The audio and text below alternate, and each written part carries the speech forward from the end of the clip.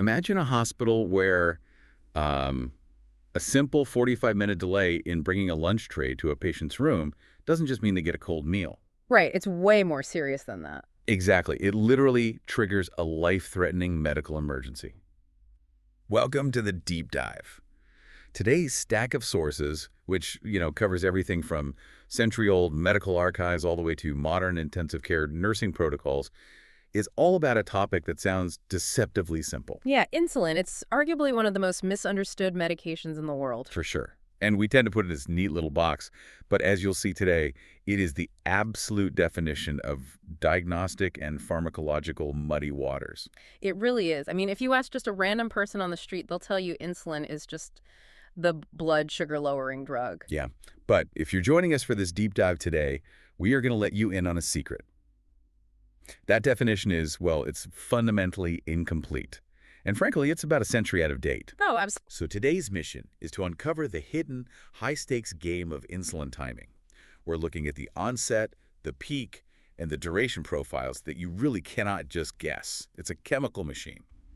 Okay, let's unpack this, because we really can't grasp the complexity of modern insulin without looking at the incredibly desperate circumstances that forced us to discover it in the first place. Yeah, to understand what insulin is, you have to understand the nightmare of a world without it. If we rewind to, say, any year before 1922, a diagnosis of type 1 diabetes was effectively a death sentence. And back then, they just called it diabetes, right, because they didn't know there were subtypes yet. Exactly. And it was a really fast decline, especially for children. The body would just waste away, usually within a year or two. And the only treatment they had available was utterly brutal. I mean, it was this starvation diet pioneered by an American physician named Frederick Allen. Yeah, the logic was grim, but, well, straightforward. If the body can't process glucose from food, you just stop giving the body food. Right.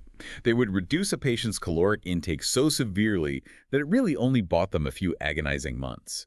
In some cases, patients literally died of starvation before the diabetic complications could even finish them off. It was a horrific holding pattern. But that takes us to the University of Toronto in the summer of 1921. You have Frederick Banting, who was this financially struggling young surgeon. With absolutely zero research credentials, right? Right, none at all. But he had this wild idea, and he brought it to a renowned physiologist named John J.R. McLeod. Banting basically wanted to tie off the pancreatic ducts of a dog. Which sounds crazy.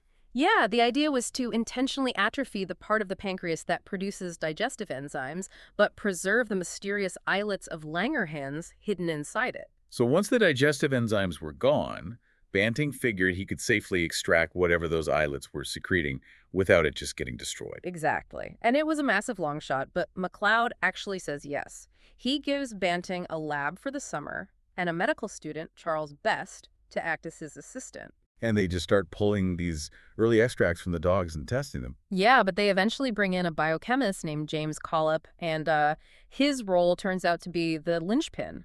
The early extracts Banting and Best were making were incredibly impure. Oh, right. The sources mentioned this. When they injected them into humans, the patient's immune system would just go haywire. Yeah, it would recognize all the leftover dog proteins. It caused these massive, painful, sterile abscesses, basically severe tissue reactions without a bacterial infection. And the stakes couldn't have been higher because they were testing this on dying children. Right. So on January 11, 1922, at Toronto General Hospital, they do the first human trial on a 14-year-old boy named Leonard Thompson. And that very first injection failed, didn't it? It did. It didn't lower his blood sugar meaningfully, and it caused one of those terrible abscesses. But Collip worked feverishly to purify the extract using alcohol. So 12 days later, they try again with Collip's highly purified version. And it worked. The boy's blood glucose plummeted, his symptoms vanished. It was quite literally a miracle. The transformations recorded in the sources from that era are just staggering. Like Elizabeth Hughes Gossett, she was the daughter of the U.S. Secretary of State at the time. She was 15 years old, had been on that brutal starvation diet for years, and weighed about 45 pounds. She was essentially a skeleton. Yeah, but she starts getting the purified insulin in 1922, entirely recovers her strength, and lives to be 73 years old. Just a full life, all unlocked by this tiny vial of liquid. Though the aftermath of the discovery was, notoriously fraught. The 1923 Nobel Prize in Physiology or Medicine went to Banting and MacLeod. And Banting was livid that Best was excluded, right? Oh, he was furious. So he publicly split his portion of the prize money with his assistant, and MacLeod then matched that gesture by splitting his half with Collip. And then they made a collective decision that still echoes really loudly today. Banting, Best, and Collip sold the patent for insulin to the University of Toronto for exactly $1 Canadian. Which is wild to think about now. It really is. Their stated reasoning was that this treatment belonged to the world, and it was a moral imperative that it remain affordable and widely available. And, looking at the sources impartially, that century-old ethical decision stands in stark contrast to the modern pricing reality in the United States. Oh, for sure. Because during the 2010s, list prices for a single vial of insulin skyrocketed into the hundreds of dollars, despite the core biological purpose of the drug saying the exact same. And the sources detail how this has sparked intense debates and recent state and federal price cap legislation. Yeah, it's a very live controversy. It really draws a direct line from that $1 patent in 1923 to today's pharmacy counters. It is a profound shift in accessibility. But what's fascinating here is how our scientific definition of what insulin actually does has had to evolve alongside its use. I mean, the scope of its role in the body has expanded 3 separate times since Banting and Best. Okay, so in the 1920s, insulin was just understood as the thing missing in diabetes. You inject it, the patient doesn't die. Case closed. Right. But biology is rarely that simple. By 1936, a British physician named Harold Himsworth noticed this massive discrepancy. Not all diabetic patients reacted to insulin the same way. Like some were really sensitive to it. Exactly. For some, a tiny dose dropped their blood sugar immediately, but others barely responded at all, even to massive doses. And that observation is the entire root of the type 1 versus type 2 distinction we use today. Type 1 is an absolute deficiency. Like the body's factory is burned down, it makes zero insulin. Mm-hmm. But type 2 is a relative deficiency combined with insulin resistance. So the factory's still making it, but the body's cells are basically putting their fingers in their ears and ignoring the signal. And that leads to the third major shift in our understanding, which happened from the 1970s onward. Researchers realized insulin is not just a blood sugar janitor. It's actually the body's principal storage and growth signaling hormone. Wow. Yeah, it dictates protein synthesis, how fat is stored, and even influences cancer cell metabolism. The sources even point to some contested modern research looking at Alzheimer's disease as a form of brain insulin resistance. Yeah, which some researchers are tentatively calling type 3 diabetes. It's not a formally recognized diagnosis yet, but it shows you just how massive insulin's job really is. Because it is this master storage hormone, replacing it when the pancreas fails isn't as simple as just popping a pill. Far from it. To mimic a healthy pancreas, pharmaceutical science has had to create an entire complex family of drugs, all dictated by timing. So let's break down that timing. I want you to think of your bloodstream like a really busy highway. In a healthy body, your pancreas manages the traffic in 2 ways. First, it provides a constant, low-level trickle of insulin to keep standard day-to-day traffic moving smoothly. That's your basal insulin. Right, it's like the toll booth operators working 24/7. But then, the moment you need a heavy meal, it's like 50 tour buses suddenly showing up at the toll plaza all at once. Your pancreas instantly shoots out a massive, sharp spike of insulin to handle the rush. And that spike is your bolus insulin. To replicate that highway management synthetically, we have to distinguish different insulins by 3 critical timers. Okay, what are they? Onset, which is how fast it gets to work. Peak, which is when its glucose-lowering power is at its absolute maximum. And duration, so how long it stays active in the system. Let's look at the emergency staff first. Yeah. The rapid-acting insulins, like Lispro or Spart. These are designed for those tour buses. Their onset is incredibly fast. About 15 minutes. Right, and they hit their peak power in 1 to 2 hours, and they're completely cleared out of the system in 3 to 5 hours. You take them right before you take a bite of food. Then we have the older formulations, the short-acting or regular insulins like Humulin R.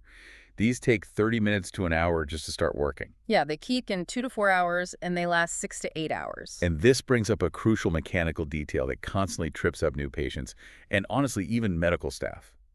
Because of that delayed onset, regular insulin requires a 30 to 45-minute head start before a meal. And the reason why is so fascinating. Synthetic regular insulin molecules naturally like to clump together in groups of 6, called hexamers. Yeah, it's like a bulky 6-pack. Exactly. When you inject them into the skin, they are stuck together in this 6-pack.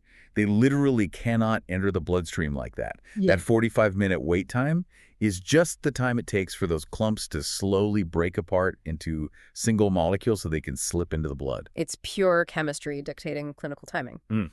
So then we move to the intermediate-acting insulin, known as NPH. This one is unique because it's noticeably cloudy in the vial. Oh, right. And again, there's a fascinating mechanism here.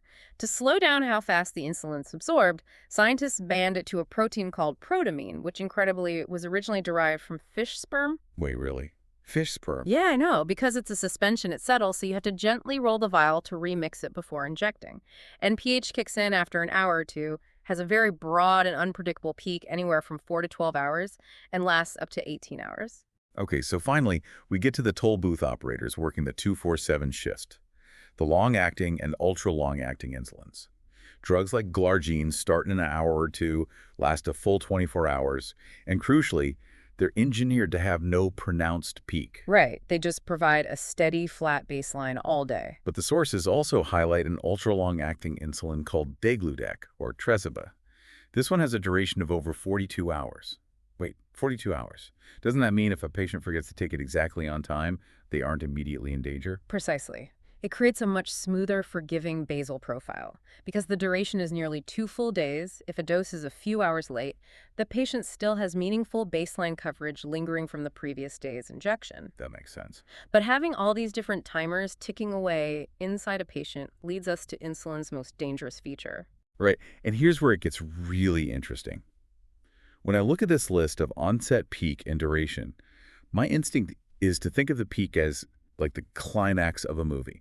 Yeah. You hit the peak, the action is over, and the credits start rolling.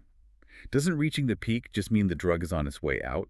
That's a very common assumption, and it's a lethal one. The peak does not mean the insulin is finishing. The peak is the exact moment when the drug's glucose-lowering power is at its maximum absolute strength. So it's working the hardest. Yes. It is pulling sugar out of the blood at its fastest possible rate. So if a patient stacks another dose right at the peak, they are compounding that maximum effect. Which takes us right back to that hospital lunch tray scenario from the intro. Yeah. Let's say a nurse gives a patient a dose of regular insulin. Remember, that's the one with the hexamer clumps that needs a 45-minute head start. The nurse gives the shot, expecting the hospital kitchen to deliver the lunch tray right on schedule. But the kitchen is backed up.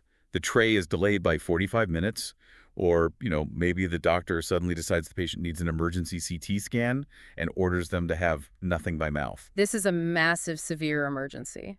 That insulin is a chemical machine that has already been turned on.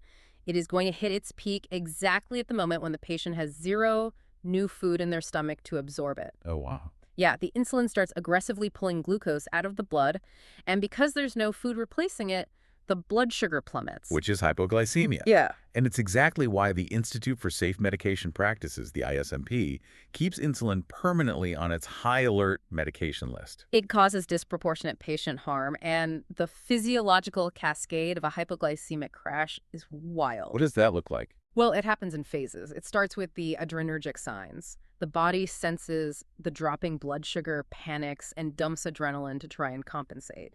The patient starts shaking, sweating profusely, their heart rate skyrockets, and they feel a sense of impending doom. That sounds terrifying. It is, but if the blood sugar keeps dropping, you hit the deeply dangerous neuroglycopenic phase. Okay, breaking that word down. Neuro for brain, glyco for sugar, penic for starvation. So the brain is literally starving for fuel. Right. Wait, if the brain runs almost exclusively on glucose, does that explain why severe diabetics sometimes look completely intoxicated or become incredibly combative when their blood sugar drops? That is exactly what is happening. The brain is shutting down non-essential functions to survive. The patient becomes confused, there's speech slurs, they lose physical coordination. Jeez. And if it isn't treated immediately, that starvation progresses to seizures, coma, and eventually death. This is why hospitals always keep a drug called glucagon on hand. Right, glucagon is insulin's counter-regulatory opposite. It acts as an emergency rescue maneuver, basically forcing the liver to instantly dump all its stored glucose into the blood to save the brain. Exactly. Now, if we connect this to the bigger picture, the sheer danger of insulin-induced hypoglycemia isn't just a scheduling headache for nurses. It's so potent that it actually overturned a decade of established intensive care medicine. It really did. In 2001, there was this landmark study called the Vandenberg-Loven ICU study. It focused on critically ill surgical patients and found that if doctors used continuous insulin IV drips to forcefully keep blood sugar tightly controlled in a narrow normal range between 80 and 110 milligrams per deciliter, fewer people died. And the medical world obviously leaped on this. Tight glycemic control became the gold standard practically overnight. Tighter is better was the mantra for every ICU. Until 2009, a much larger multinational trial called Nice Sugar was published. They look at a broader population of general ICU patients, and they found the exact opposite result. Wait, the opposite? Yes. Aggressive, tight glucose control actually increased the mortality rate compared to a more moderate target of keeping blood sugar just under 108. Because of the hidden hypoglycemia. The risk of the blood sugar crashing too low from those constant insulin drifts was silently killing more patients than the slightly elevated blood sugar ever was. Yeah, it completely upended ICU protocols globally. And, the speed and invisibility of synthetic insulin has a much darker history outside of the hospital, too. Because it's a clear liquid and its molecular structure is identical to the insulin your body makes naturally, it has been used as a murder weapon. Yeah, the sources detail cases like Nurse Charles Cullen, who murdered dozens of patients by secretly injecting them with lethal doses of insulin, and the infamous Klaus von Bülow attempted murder case in the 1980s. Right. For a long time, it was considered a nearly perfect crime because standard toxicology screens just couldn't tell the difference between natural insulin and the injected synthetic stuff. But forensic science found a brilliant workaround. It involves something called C-peptide. Think of it like the factory packaging. When your pancreas manufactures natural insulin, it actually creates a larger precursor molecule that has to be clipped in half. One half is the active insulin, and the leftover piece is the connecting peptide, or C-peptide. When your body releases insulin, it releases that leftover C-peptide packaging into the blood along with it in a perfect 1-to-1 ratio. But pharmaceutical synthetic insulin from a vial only contains the purified active insulin. There is no C-peptide packaging. So if a forensic investigator draws blood and finds massively high levels of insulin but absolutely zero C-peptide, They know definitively that insulin did not come from the patient's own pancreas. right, it was injected. It's incredible deductive science. Yeah. But we see how easily a lethal overdose can be hidden as a medical event.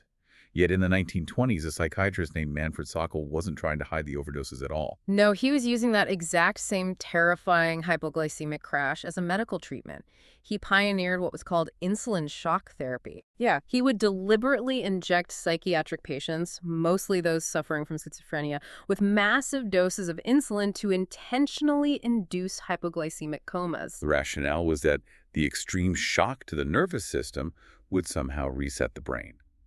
It sounds barbaric to us today, but it was widely used for decades. It was. It wasn't until the 1950s and 60s when actual pharmacological antipsychotic medications were finally developed that the medical community abandoned insulin shock therapy as both ineffective and incredibly dangerous.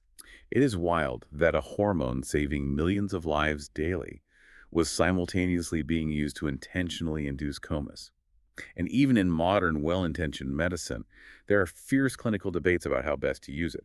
There's a big controversy right now around something called sliding scale insulin. Yeah, sliding scale is a highly reactive approach. A nurse checks the blood sugar, and if it's already high, they give a predetermined amount of rapid insulin to bring it down. But the problem is you're constantly chasing the number after the spike has already happened. You're always behind the 8 ball. Exactly. Modern endocrinology strongly prefers a proactive basal bolus regimen where you use long-acting insulin to prevent the spikes from happening in the first place, rather than constantly running around putting out fires. Right. And because insulin touches so many different systems in the body, it's a magnet for myths and misconceptions. Let's run through a few of the biggest ones you might hear and break down why they are scientifically flawed. Myth number 1. People think using insulin is what causes diabetes. That is entirely backward. Okay. Insulin is the cure, the treatment. What causes type 2 diabetes is insulin resistance. The body is still making insulin, but the cells are ignoring it, so the sugar builds up in the blood. Exactly. Which leads right into myth number 2. I hear people say that type 2 diabetics never need insulin, that it's only for type 1. Also false. Type 2 diabetes is a progressive disease. The pancreas has these specialized manufacturing centers called beta cells. In a type 2 diabetic, those beta cells are working overtime, pumping out extra insulin for years trying to overcome the body's resistance. Eventually, those factory workers just burn out. The beta cells die off. And when that happens, a large proportion of type 2 patients will eventually need to inject insulin. Right. They might also take newer drugs you've probably heard of called GLP-1 agonists. These incretin drugs essentially act like a megaphone, screaming at the remaining beta cells to produce more insulin when food is present. Another dangerous myth is the assumption that because insulin is a natural hormone, you can't really overdose on it, or that all vials in the fridge basically do the same thing. As we've seen from the forensic history, an overdose leads to severe neuroglycopenic hypoglycemia, which can be instantly fatal. And mixing up a rapid-acting tour bus insulin with a long-acting pole booth insulin is one of the most lethal medication errors a nurse or a patient can make. Right, because their timing profiles are fundamentally entirely different. Okay, here is a fantastic clinical puzzle from the sources to test everything we've learned. You are a patient. You wake up in the morning, test your blood sugar, and the monitor says it's incredibly high. Logic would dictate, oh, I didn't have enough insulin in my system overnight. I need to take a larger dose before bed tonight. But two identical-looking high morning blood sugars can actually have exact opposite biological causes. This is a classic endocrinology puzzle. You are looking at either the dawn phenomenon or the Samoji effect. Let's look at the dawn phenomenon first. Why does the body do this naturally? Well, evolutionarily, the human body is designed to prep you for the day. In the early hours of the morning, before you even open your eyes, your body releases a massive surge of counter-regulatory hormones, specifically growth hormone and cortisol. Oh, so the evolutionary goal is to naturally raise your blood sugar, so you have the immediate energy to wake up and go hunt for food. Exactly. But in a diabetic patient, if they don't have enough basal insulin on board to act as the key to process that sudden sugar dump, they wake up with high blood sugar. So that's a biological feature becoming a glitch. But the Samoji effect is a pure rebound. It happens when you take too much insulin before bed. While you're sleeping, your blood sugar crashes dangerously low. Your brain realizes it's starving, panics, and forces the liver to dump adrenaline and glucagon to save your life. Yeah, the body aggressively overcorrects the low. So by the time your alarm goes off, your blood sugar's sky high. Right. The monitor shows the exact same high number in the morning, but the required treatment is the exact opposite. For the evolutionary dawn phenomenon, you need more nighttime insulin. But for the Samoji rebound effect, giving more insulin would push that midnight crash even lower, which could be fatal. Exactly. You actually need less. The only way to know which one is happening is to set an alarm and test your blood sugar at 3:00 a.m. to see if you are coasting high or crashing low in the middle of the night. So what does this all mean? Let's recap the core takeaways for you from this deep dive into the 51 amino acid peptide that secretly runs our lives. First, Onset tells you when you need to worry about lacking coverage, but peak is when you must worry about a hypoglycemic crash. They're wildly different concepts. Second, type 1 diabetes means the factory's burned down. Type 2 means the factory's working, but the cells are resisting the product. Third, the NICE sugar trial proved that in critical care, forcefully micromanaging the body with tight insulin control isn't automatically safer. In fact, it was deadlier. And finally, insulin's impossibly narrow safety margin makes it an ISMP high alert drug, period. Right. Understanding this is a matter of basic health literacy. Roughly 1 in 10 Americans has diabetes today. Hospital insulin errors remain a leading cause of preventable harm. And, the ongoing pricing crisis makes this a medication that intersects with civic awareness for all of us, diabetic or not. It really is a drug that touches every part of society. This raises an important question to leave you with. Think back to that NICE sugar trial we just discussed. If forcefully pushing blood sugar down to a normal range in critically ill trauma patients actually caused more deaths, it forces us to reconsider the body's natural stress response. Right. When the body undergoes severe trauma, it naturally spikes blood sugar.